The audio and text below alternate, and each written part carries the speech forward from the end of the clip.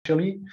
So Protect is, as you know, at a turning point. We are now in the process of preparing our experimental design for a new projection of land-based cryosphere evolution and sea level rise.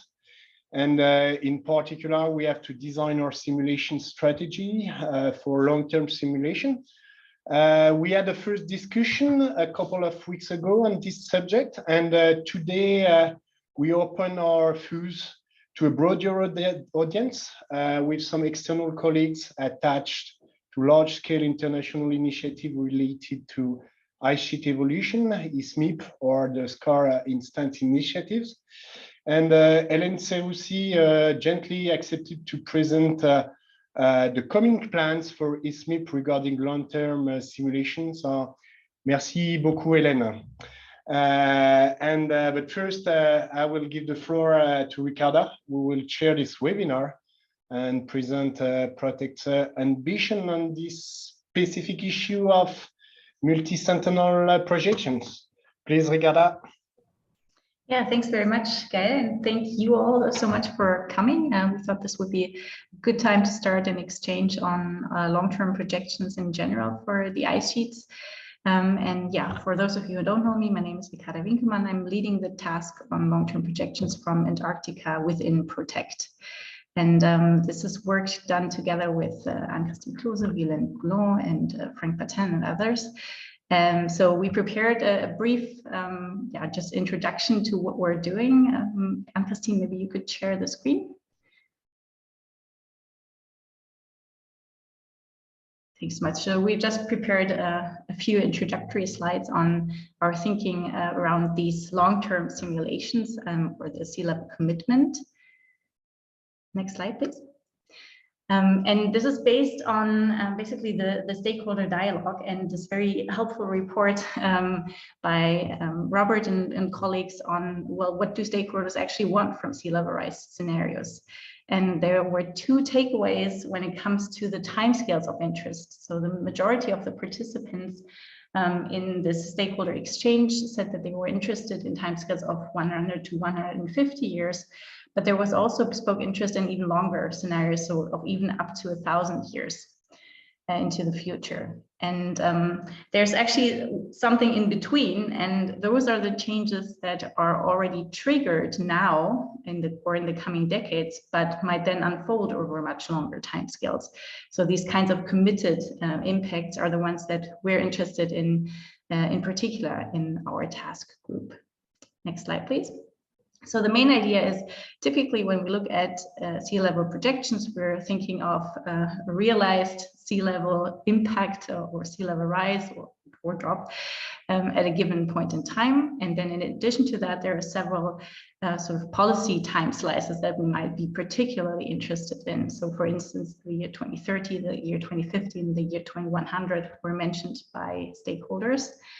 But if we now think about the changes that might already be triggered, for instance, in the year 2050 or in the year 2100, we all know that there's a lot of inertia in the system. We all know that even if we stopped global warming, or even if we stopped the emissions right now, sea level would continue to rise for potentially centuries to come. And so we thought it would also be helpful to add into the mix the information on the sea level commitment or the committed impacts. So for any of these policy time slices, to basically prolong our projections into the far future, even the multimillennial future, to see what kinds of changes have already been triggered at that point in time and how these play out in the future.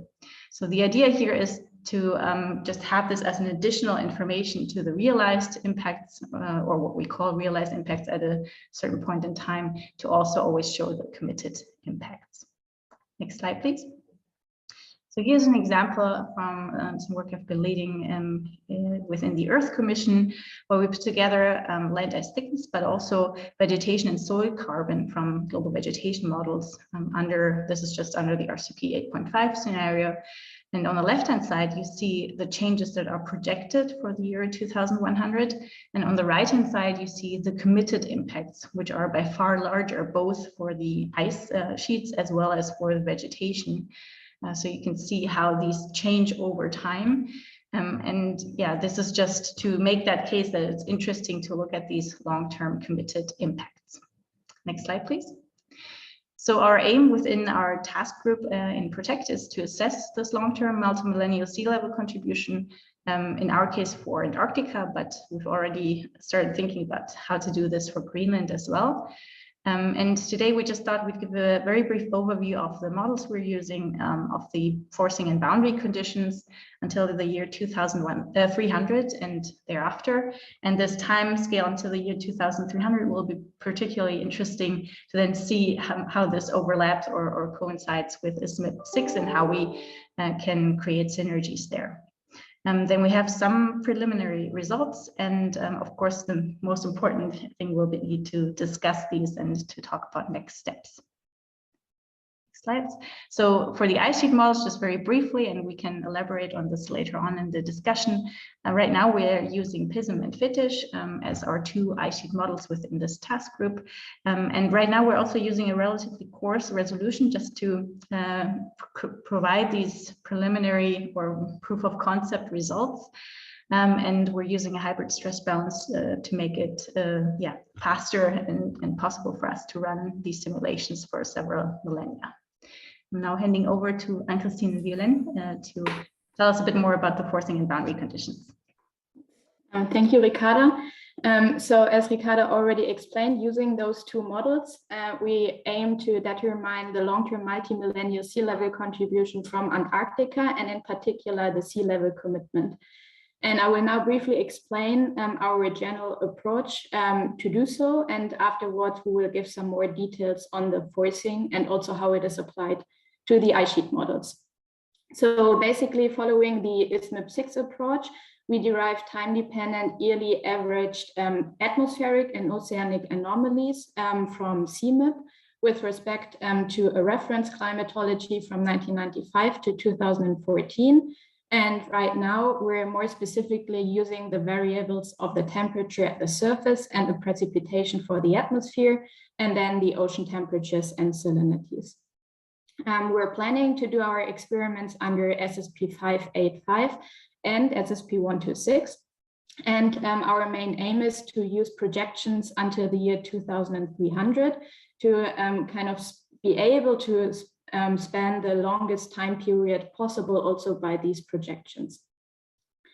The anomalies are then added to a present-day climatology, which are some constant fields of the surface air temperature and the precipitation for the atmosphere, and then ocean temperatures and salinities. And here we plan to not only focus on one of these climatologies each, but to actually include several of them. So for example, for the surface air temperatures and the precipitation, we've so far been deriving climatologies from RACMO and MAR. And then for the surface air temperatures in PISM, there's also a parameterization of the surface air temperatures as a function of the latitude and the surface elevation, which is often used on those longer timescales. And then so far for the ocean, we've been using observed temperatures and salinities from Schmidt-Go. And this could, of course, also be potentially extended, for example, by the climatology, which was provided within ISMIP 6. So based on these boundary conditions, we then branch off at regular intervals in time and let the ice sheet models run for several millennia under these fixed climate conditions to then determine the committed sea level rise. And this is illustrated here below, where you can see exemplarily the CMIP 6 projections under SSP 126 and under SSP 585, spanning the time period from 2015 to 2300. And then we branch off at these points in time, which are also, again, exemplarily indicated here by those filled dots. And at these points in time, the ice sheet models would give what we call the realized sea level contribution. And then we let the ice sheet evolve for several millennia, which is indicated by the solid line here, to arrive at the committed sea level contribution. So based on this approach, we first of all had to check for CMIP projections that are available until the year 2300. And when we did so, the model availability until the year 2300 was rather limited. So when we checked the availability for CMIP6 and for SSP585 and SSP126, only those 4 models listed here were found to provide projections until the year 2300. But this can, of course, be slightly changed now. So maybe there are some more that have been added. And based on this limited model choice, of course, a model selection for the forcing is not that much possible, but rather a model evaluation becomes important. And for our proof of concept experiments that we will show you later on, we've for now used MRI-ESM. And this choice was basically guided by the relatively low climate sensitivity of this model compared to the other 3 models that we found. And for example, CAN-ESM, I think, has has a climate sensitivity really at the upper bound of climate sensitivities within CMIP6. And we're currently working on some further evaluation of MRI-ESM in particular, and this will be extended to the other models that we're using. And then in the next step, after having those models, we had to make some decisions on the data processing and also how to apply the forcing to the ice sheet models. And here, in terms of the ocean temperatures and salinities, something that you probably all know is that the CMIP models have ocean data on a relatively coarse resolution, and also they do not necessarily explicitly resolve the circulation in the ocean cavity. And in addition, also as a consequence, there are regions with missing values. In particular, those grid cells between the ice shelf front and the continental shelf break, but also, for example, those grid cells which are currently covered by ice, but which may come into play with an Antarctic ice sheet retreat. And this retreat, in turn, may be expected based on the projected temperature change within CMIP6. So to fill those missing value, we've adapted an approach from Kreuzert al., which can be considered as some kind of intermediate complexity alternative when, for example, compared to the SMIP6 approach. And just to give you some background, this approach by Kreuzert al. Was originally designed to couple an PISM as an ice sheet model to an ocean model via PICO. So those grid cells with the missing values are here filled with the average over all existing neighboring values, and this is done per vertical layer and per basin, such that eventually the same mean value over the neighboring cells is used for all the missing grid cells within one particular basin. So if we, for example, focus on this basin here, then the neighboring cells that still contain valid values are marked in red here. And we would then average over the red cells and use the mean to fill all the missing value grid cells. Then the subshelf melt rates are determined from temperatures and salinities by applying different melt parameterizations. So far for these first experiments, we've been using PICO. And here for PICO, the ocean field has to be reduced to a 2-dimensional field to provide it as an input to PICO. And again, following Kreuzert al., this is done by a vertical linear interpolation to a basin mean continental shelf depth. This continental shelf depth is exemplarily indicated here by this blue line. And the value which is then provided to PICO would be obtained from the layer above and the layer below. So these were the main modeling choices that or data processing choices that we've made so far for the ocean. And I will now hand over to Vio for the atmospheric forcing. Thanks, Anne-Christine. Hi, everyone. So for the atmospheric forcing, an ideal option would be to use the dynamical downscaling of the CMIP6 projections realized by regional climate models. But unfortunately, these are not yet available until the year 2300. And so for this reason, we've had to develop an approach which was based on using the output from the CMIP projections directly. And also, we wanted to underline the fact that we've tried to develop an approach which was coherent with the long-term focus of our simulations. So as said already, we are mainly focusing on the multi-centennial to multi-millennial timescales. And for this reason, we would like to be able to account for the elevation feedback, meaning correct our atmospheric forcing for elevation changes throughout our simulations. So with this in mind, and as Anne-Christine already said earlier, we've decided to use yearly averaged precipitation and air temperature anomalies derived from the CMIP6 outputs, and that will be added to a reference climatology for the present day. So this is very similar to what was done in ISMIP6 Antarctica. But contrary to ISMIP6, where the focus was on shorter timescales, here we want to correct our precipitation and air temperature fields for elevation changes.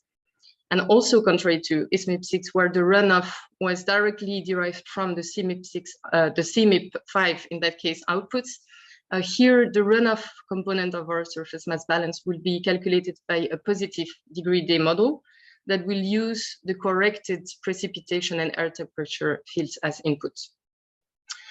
So it means that with such an approach, future changes in evapotranspiration will not be taken into account, but they've been shown to be very small compared to future changes in precipitation and runoff. And also with such an approach based on the use of a positive degree day model, a very important step will be to properly calibrate our PDD model by comparing its behavior with outputs from climate models and ideally polar-oriented regional climate models, both for the present day and future climatologies. So far we've used MAR forced by ERA5 for the present day, and also MAR forced by 2 CMIP6 projections under SSP 585 until the end of the century. And also to cover and consider a high warming range, we've used outputs from CESM2, also under SSP 585 until now 2300. So our PDD calibration is still work in progress, and we're hoping to be able to further improve it. But so far, we find already that the PDD model does a quite satisfying job in reproducing both the pattern and the magnitude of the surface melt and runoff. And so you can have a first grasp of that on these two figures here, which compare the behavior of the PDD model, which is shown by the blue dots, with outputs from MAR on the left and from CESM2 on the right. So in the next few slides, now we show you some very preliminary results that we've obtained using the scenario SSP 585 from MRI ESM. And so this first figure shows the sea level contribution, which is obtained when branching off the climate forcing at the year 2300. With results from Fetish shown by the dashed lines and from PISM shown by the plain lines. And also each ice sheet model was forced using different baseline climatologies for the present day atmosphere. So either derived from outputs from RACMO in blue, or from MAR in green, or the temperature parameterization that Anne-Christine mentioned earlier, which was only used for PISM, shown in red. And so first of all, what we can see here is that we have a quite substantial difference between that realized sea level contribution at the year 2300 and the committed sea level contribution at the year 5000. And we find also, next slide, please, Christine, that the choice of the baseline climatology for the present day atmosphere has a quite strong influence both on the realized and the committed sea level changes, with higher mass loss when using either the present day conditions derived from MAR or from the temperature parameterization. And this we explain by the fact that these tend to produce slightly warmer air temperature fields that will propagate through time and trigger stronger runoff rates that will compensate for the mass gain by snow accumulation earlier in the simulation. So this next figure shows the ice thickness change at the years 2300 and 5000, and they illustrate again the difference between the realized and the committed mass changes under SSP 585. And so you can see here that all of our simulations are committed to a complete collapse of the West Antarctic ice sheet, shown in the year 5000, the bottom line, and also to a trigger of grounding line retreat in some marine basins of the East Antarctic ice sheets. with that retreat being more pronounced when using these warmer baseline climatologies, again, due to the influence of the surface runoff. And we can see also that we have a thickening in the interior of the ice sheets, shown by the blue areas, which is explained by the fact that we have an increase in the precipitation rate due to the warmer air temperatures. So as we said earlier, all of our simulations are taking the melt elevation feedback into account. And here we show that this melt elevation feedback has a quite significant influence on future Antarctic ice sheet projections. And this already on the multi-centennial timescales. So this illustrates again the quite strong influence of surface mass balance changes on the future behavior of the Antarctic ice sheet under this high emission scenario. And finally, we show here quite simply the influence of branching off the climate forcing earlier in time. So here it's done at the year 2100 instead of the year 2300. And so as expected, we see that this earlier branch off leads to a significant reduction of the committed sea level contribution at the year 5000. And this we explain by the fact that we no longer observe the grounding line retreat in the marine basins of East Antarctica, and that we have also a reduction of the runoff due to the colder air temperatures that are reached. Okay, thanks a lot. I will hand over again to Ricarda. Thanks, Vio. Yeah, just very briefly. So we're of course interested to hear from you, and I'm really looking forward to Ellen's input on ISMIP 6 as well. We just thought some questions that we could discuss today could be around the next steps that we're taking. So on our side, we're planning to focus on, first of all, branching off at additional points in time. So right now we've focused on the year 2300 and 2100. Kind of to prolong those typical timescales that we're looking at in other simulations. Then we would like to apply additional CMIP 6 model output wherever possible. And we're also thinking about really looking into and assessing some of the key uncertainties in an ensemble approach. And these also are related to, of course, the GIA, but also subshelf melting, as we've already seen, the surface melting, as we've already seen, basal sliding, and then calving or hydrofracturing. So these are just sort of the next steps on our side, but we're super curious to hear from you. I don't know if it would be the best to maybe hear from Elaine next and then have a joint discussion afterwards. I think that might be most useful. Elaine, if that's okay? Yes, absolutely. That sounds perfect. Let me share my screen so you can see the slide. Is that working good for everyone? Perfect. Thank you. Hello, everyone. For those that don't know me, my name is Helen Sarusi. I'm part of the ISMIP 6 steering committee, and I've been working to develop Antarctic experiments. Today, Bill Lipscomb and I are going to talk about the plans for the future of ISMIP 6 and looking at extensions of ISMIP 6 to 2300. For now, the plans only include the Antarctic ice sheet, so I'm only going to talk about the Antarctic ice sheet. And before starting, I want to acknowledge that this protocol and these extensions have been put together by the entire ISMIP 6 committee, the ISMIP 6 groups to work on dataset processing, on our model selection, as well as Tyler, who nicely made sure that we could test all these forcings and really with a really short turnover.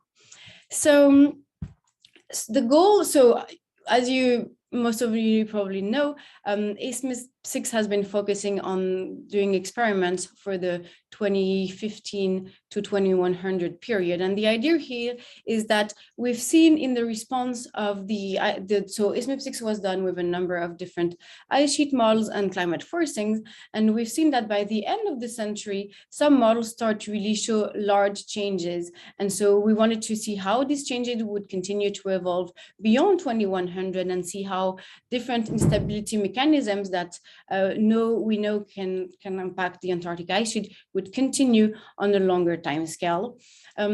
The goals here are also to assess the long-term stability of different regions in Antarctica that we know are already changing or might be changing as ocean warming has been proposed to, that might happen in the Filchner-Volney or Ross ice shelf in the relatively short future, at least compared to these very long time scales that you're talking about. And finally, the goal is also to assess the different sources of uncertainty. And because we have this nice ensemble with a large number of ice sheet model, and we can use different climate forcing, assess the source of uncertainty coming from different climate forcing or ice sheet models. I wanted to just say a few words about context, where we see SMIP6 Antarctica, these 2300 extension in the current literature. There's been a number of papers looking at long-term evolution of Antarctica. And so I just put a couple of two relatively recent, very recent papers looking at the long-term evolution of Antarctica. The first one is from Garby et al. And he's here, so he could talk about that probably a lot better than me. But my take on that is that it's looking at the long-term stability of the Antarctic ice sheet under various amount of global warming, but this warming is kind of idealized or simplified.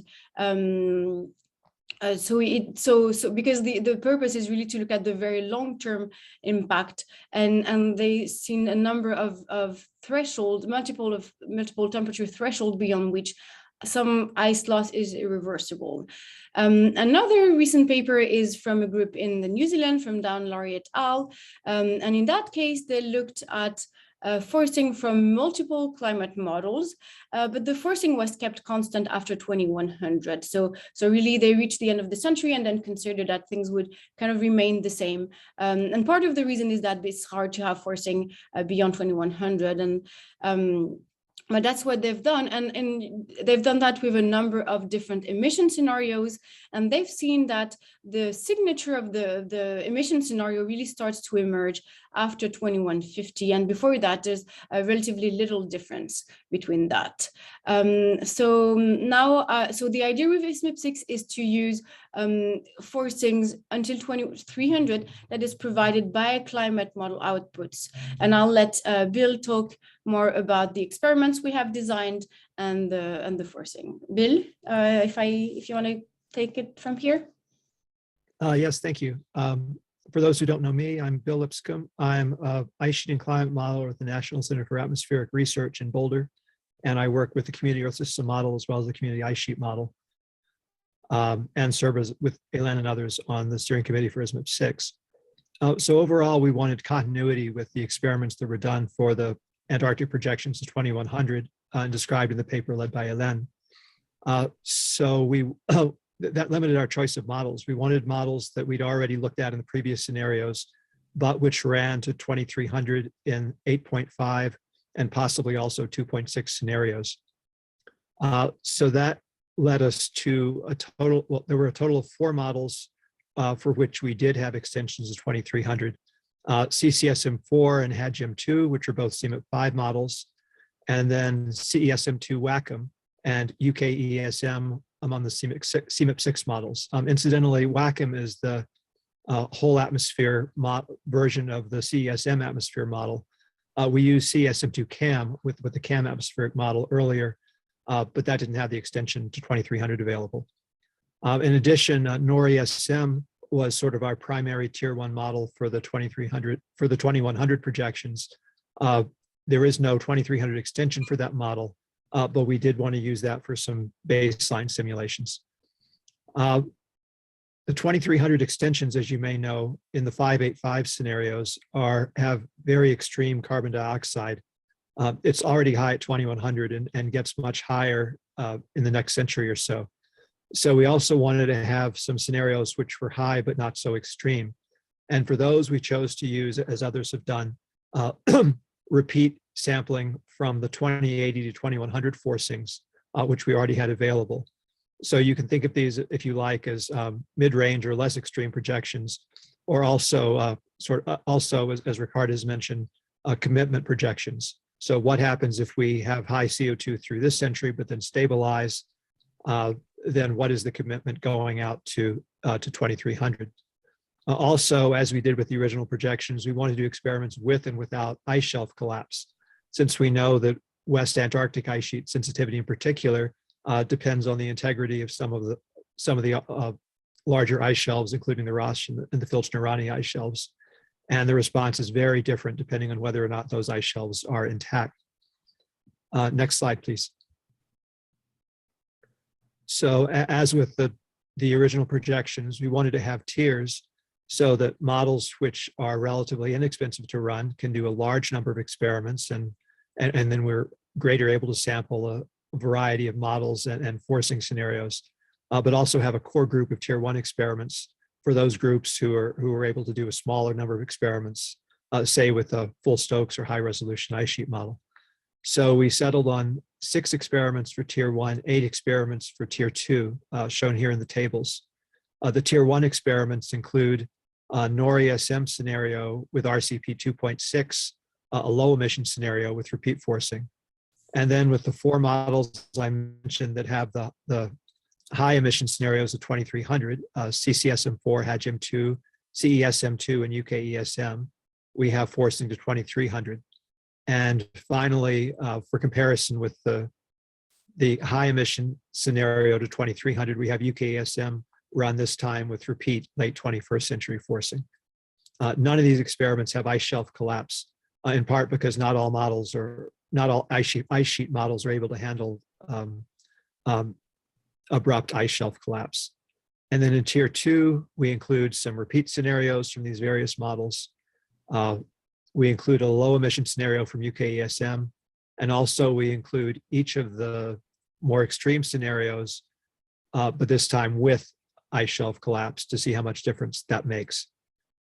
There's also going to be a control experiment. And I will mention that several people expressed the desire to have a mid-range scenario in the 2300 extensions instead of just the 2.6 and 8.5 scenarios. We think that would be very useful for the future, but for now we're going with the extensions that we have.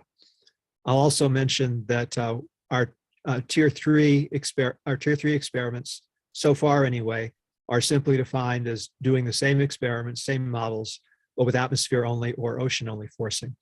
With the atmosphere only forcing, we typically see more mass gain because of the snowfall increase that's projected in a warmer climate. With the ocean only forcing, we typically see more loss because of the higher thermal forcing.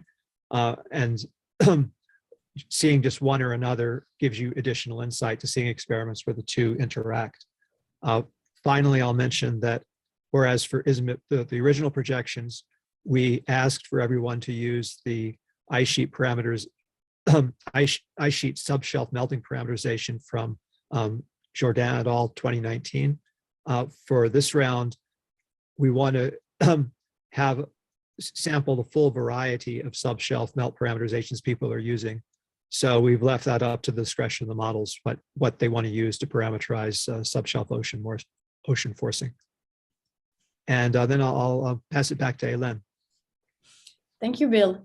And so, yeah, thanks for describing these experiments. Finally, we wanted to show some preliminary results, and the idea here is really not to draw any strong conclusions. ISMIP6 is really about an ensemble with multiple ice sheet models, but the idea is more to just show like the proof of concept and that what the kind of results we can expect without putting any really strong emphasis on the numbers.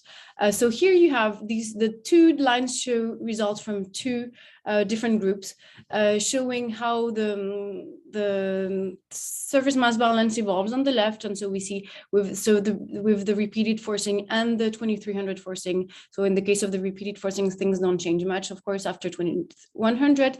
But in the case of the actual forcing, we see that in some models here, for example, have some reduction in surface mass balance, kind of intermediate reduction, while there's one model that shows really extreme reduction in surface mass balance.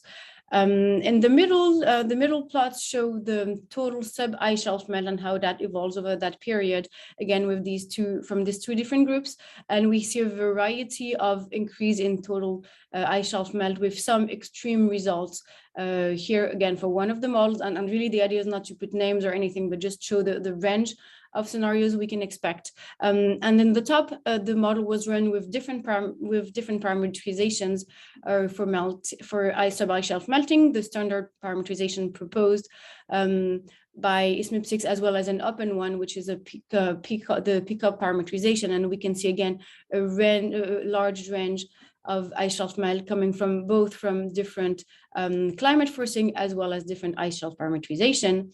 And finally, on the right, you have the sea level contribution from these two groups.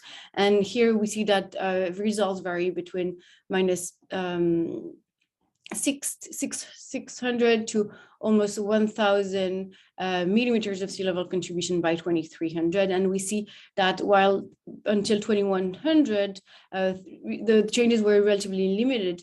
There were differences between different climate forcings, but these changes are exacerbated after that and really start to diverge very quickly and strongly after 2100.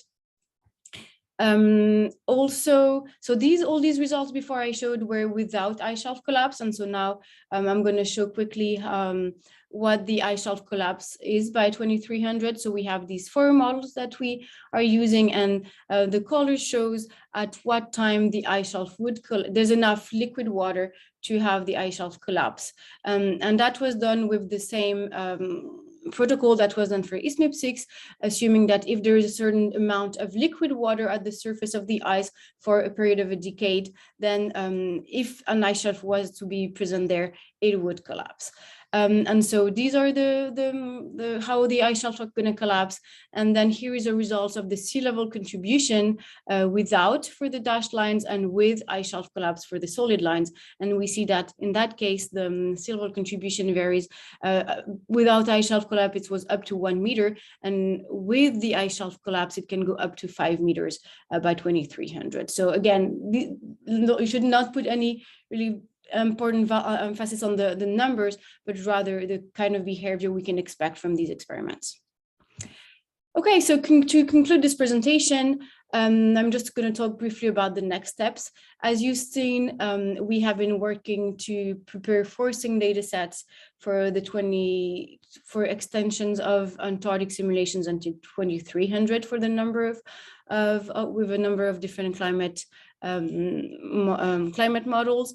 These forcings are being finalized right now, and we hope to have everything ready in the coming next couple of weeks.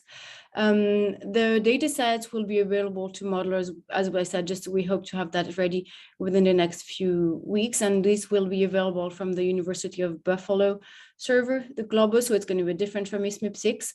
And then we hope to launch the experiments in the short future. So this conversation today is really perfect timing to make sure we can coordinate and have things settled between ISMIP6 and Protect. And then the timeline would be 6 to 9 months to have the modeling groups run the different experiments. A couple of months ago, we asked for expression of interest, and we had a large number of groups mentioning their interest to do these 2300 extensions. These groups are mostly the same that already took part in ISMIP6 Antarctica, but it was great to see that people are still willing to continue to do experiments and are interested in this longer time step. And that's it for our presentation. Thanks again for inviting us to join this discussion, and I'm happy to answer questions or either now or later on, whichever works best for the format of this meeting. Thank you all. Excellent. Thank you so much, Hélène and Bill. I'm sure there are questions. Just a very brief remark. I think our types of experiments are really complementary. So in a way, we can think of the Protect simulations almost as extensions of the extended ISMIP6 simulations, if you will. So I think, as you say, it's perfect timing to try to bring this together and see if where our approaches align, and just if maybe this can be some additional interesting information also for the ISMIP6 crowd. Yeah, I'm sure there are questions. I saw that there's already some discussion going on in the chat as well. But first of all, Tamsin, please go ahead. Hi, thanks. Yeah, really, everyone, just really nice talks, really, really helpful. Thank you. I've got two questions. One is, Ricarda, I missed the meeting when you discussed the long-term scenarios, but is there any possibility or desire to do return climates, not fixed climates, going back to sort of present day or similar? And then my other question was, for the ISMIP 6 extensions, it's super interesting. I was going to ask this anyway, even before you showed the results, but is there any, are those tiers set? Because it feels like the ice shelf collapse, even if they're not tier 1 essential, could maybe go at the top of tier 2, because they looked huge differences, or possibly tier 1 optional. They just seem pretty far down the list considering that difference. Thanks. Thanks, Tamsin. I'll briefly answer the first question. So yeah, absolutely. We're also planning reversibility experiments. We should have mentioned this in this presentation as well. So that's kind of our next upcoming task within Protect, to go ahead and, after our commitment simulations, then also reverse the forcing and see in which cases the ice grows back, or where we actually see irreversible changes in the ice sheet. So that's just very briefly on your first question. And on the second one, I don't know, Elaine. Sure, yeah, absolutely. That's interesting you're raising this question. We had actually really long discussions about like how to design the different tiers. And the main reason for putting them in tier 2 is that when we look at what was done for 2100, only half of the groups were able to do ice shelf collapse. And so in that case, with this very large ice shelves that are going to collapse, I don't expect, I mean, maybe people have worked on that more and now more groups would be able to do it, but that was a big limitations for a number of groups that didn't participate. And I don't know exactly the reasons, but because only half of the groups ended up doing the experiments with ice shelf collapse, we thought it was safer to put in the tier 2. Now, in terms of like the order of the experiments, we usually people do like entire tiers. So whether it's at the beginning or at the end, we didn't see any difference in that. And we will definitely encourage people to do as many experiments as they can, at least these 2 tiers that we consider as like really a kind of more global and large and then like consistent ensemble altogether. So we hope people will do that, but we know that some groups use full Stokes model, and unfortunately they can do only a few experiments. So we want to make sure that we have, as you know, it's good to have all models do the same experiment. So that's the main reason for doing it this way. But we had long and really interesting discussions on how to do that, and with lots of back and forth, and there are number of reasons for doing things differently. That's the decision we made. We might be able to I don't, yeah, Sophie's here, she should check on how she agrees, but like how much we want to re-change that. Things have not been launched, it's not 100% finalized. So yeah, maybe we can talk about that. I mean, sorry, just to quickly come back. I mean, it depends, I guess, on that tension, doesn't it, between MIPS and uncertainty quantification. And I would argue that having half the models do a really big, important perturbation is better than having all the models doing the same thing but exploring smaller uncertainties. So I would advocate putting the ice shelf collapse in tier 1 if models can do it. I appreciate you've had a lot of discussion about that, and there is that MIP versus uncertainty tension, but just looking at the ISMIP 6 results, you know, you could sort of get away with it because it didn't make that much difference to 2100, and then but then to have some of the models do a lot more stuff was incredibly valuable for the uncertainty quantification. And again, like many people did in ISMIP 6 in 2100 experiments, many groups did tier 1 and tier 2. Then it started to be lower and lower. But the first years, if this is a total of like 14 experiments, so it's not such a large number, and a number of groups that have models that can run relatively fast are usually happy to do more experiments. So we'll make sure to emphasize that and make it as just like one big package with that people should do as much as possible, for sure. Red text, yeah, thanks. Great, and thanks, Tamsin, for bringing this question in and also linking to the uncertainty discussion, because that's certainly going to be one of the next steps then after doing all the experiments. Thank you very much. Rob. Oops. Hello. Yeah. very nice talks. I suppose I was just, you know, a very kind of practical question, and I realise I might be asking for the impossible here, but I guess, you know, you're looking at two extreme cases.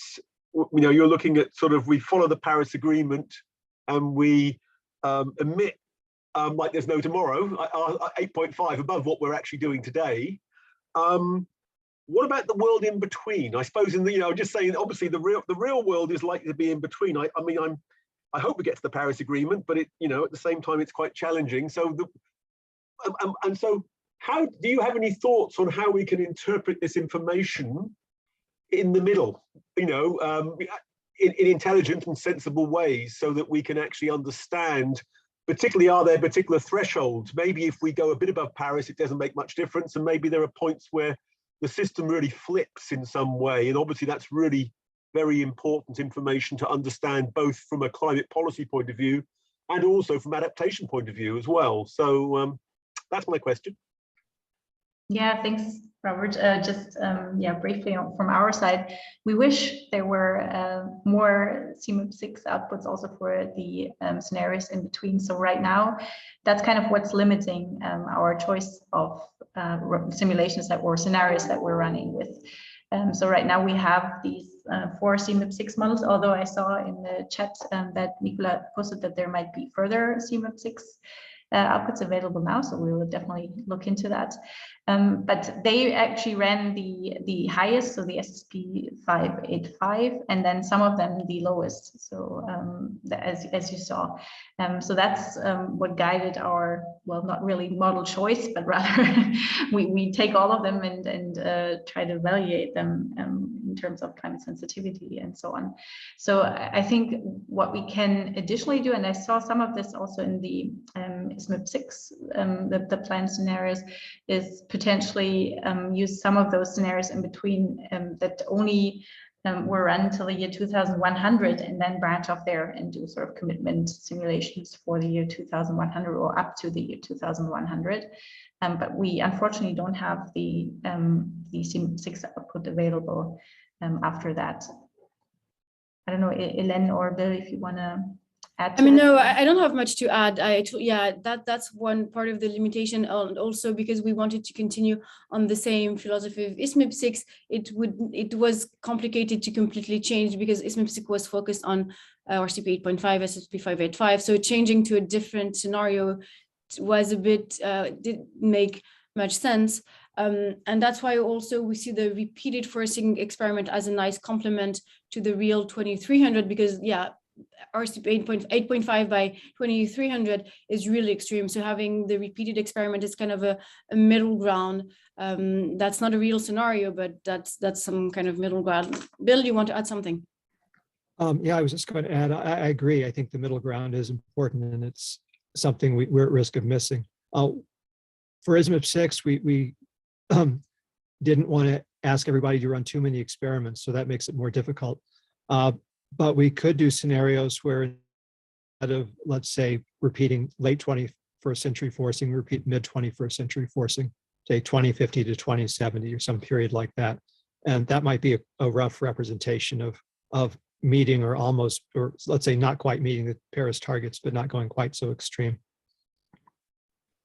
Thanks, Bill. Frank? Yeah, looking for a button. Yeah, I had still another question regarding that ice shelf collapse. If I understand it well, Hélène, this is something ad hoc. Whenever you reach a certain limit, that an ice shelf is removed. It's a bit like this.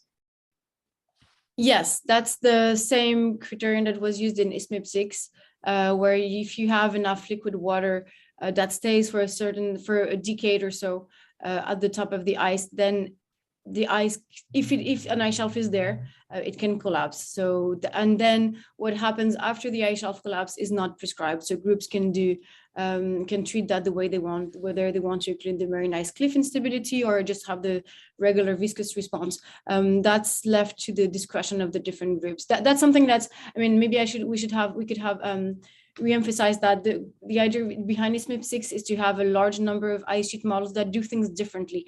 The idea is not to have to reproduce the same results from a large number of groups, but rather to include them the way they are with using the parameterization they typically use, for example, for surface elevation feedback, for GIA adjustments and all these things. Groups should do the things they typically do, but by working together with the same forcing, we have a better idea of uncertainty and how things can respond. And hopefully by providing a forcing that's been processed for everyone, not every single group has to redo the same work over and over. There's a question in the chat that kind of relates to this. And the question is if there are any recommendations for the initial conditions in terms of the geometry. So in either of these sets of simulations, are we asking models to basically produce the same surface area, same ice thickness, same ice shelf area, and so on? The response is the same, that groups should do things the way they typically do it. So groups that work on long time scales and typically initialize models with paleoclimate, glacial interglacial spin-ups we're happy to have them continue doing that. Groups that work more on shorter time scales and initialize with conditions from the recent years should continue to do that. The idea is really to have models do the same kind of simulations that they would typically do. We are totally aware that there are trends in these models, and that's actually something we're thinking about, but for longer period, like for ISMIP7, we'll think more about observations and things like that, but that's in the much longer future than these extensions. Thanks. And for the protect models, I mean, right now we are only using 2 models. So we've tried to make sure that we're using very similar initial conditions and also try to use the same sort of boundary conditions as Anne-Christine and Violaine also presented, just to limit the number of uncertainties in these sort of proof of concept or preliminary simulations that we have, to then actually go ahead and do a full uncertainty analysis. But for now, we've tried to concentrate on the differences that really arise from the different forcings. Yeah, I see no further questions in the group. So maybe let me just reiterate that at least from my point of view, I think this is that there could be great synergies between these planned ISMIP6 simulations and then our protect simulations. As I said, I almost see them as extensions of the extended simulations. So hopefully, yeah, we will anyways stay in touch for ISMIP6, but hopefully we can also stay in touch for these commitment simulations. Maybe there are some other model groups who would like to, just join the efforts on also looking into sea level commitment. And yeah, we'd be happy to answer any questions also offline or later on. I'm sure the same is true for Hélène and Bill. So yeah, this was a great exchange. I think this was super helpful just to see the different approaches and also the similarities between the approaches. If there are no further last minute questions, I will hand over to Guy. Yes, thank you. I have nothing to add. Thanks a lot all for coming. We were a lot of people around this numeric table today, more than 50. So thank you for everyone, and thanks for ISMIP6 coming so numerous and with a very late email for asking the slides. I'm very confused about that, a mistake for myself. So thanks again. I'm sure we will iterate further in the future, and I'm really happy to see how complementary the two approaches are, and talk together. So thanks a lot, everyone. Enjoy your afternoon, morning, evening, and see you physically at some occasion soon, I hope. Goodbye. Bye, everyone. Thank you. Ricardo and Nico, if I could just grab you just for 1 sec.